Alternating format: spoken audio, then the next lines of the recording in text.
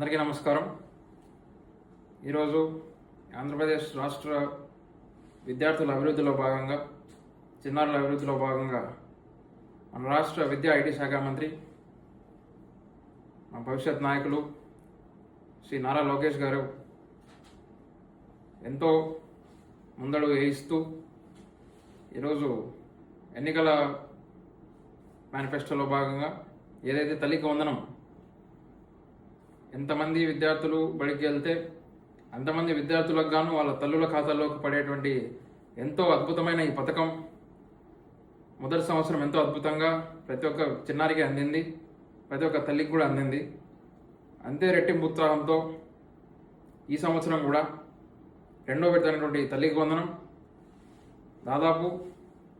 42 లక్షల పైచిలుకు తల్లులకు, 67 లక్షల పైచిలుకు విద్యార్థులకు 10,120 కోట్ల పెద్ద మొత్తం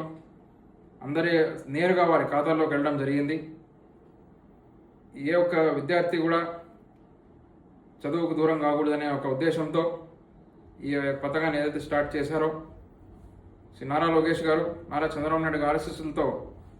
అలాగే కూటమి ప్రభుత్వం ఒక స్ఫూర్తితో ఈ పథకాలని ఇలాగే కంటిన్యూ అవుతూ రాష్ట్ర అభివృద్ధికి, రాష్ట్రంలోని ప్రజలందరి అభివృద్ధికి కూడా ఇలాగే తోడ్పడతాయని, దీన్ని ఇంత సమర్థవంతంగా నిర్వహిస్తున్నటువంటి మా యువ నాయకులు శ్రీ నారా లోకేష్ గారికి మరోమారి ధన్యవాదాలు తెలియజేసుకుంటూ విద్యార్థులందరి తరపున సెలవు తీసుకుంటున్నాను.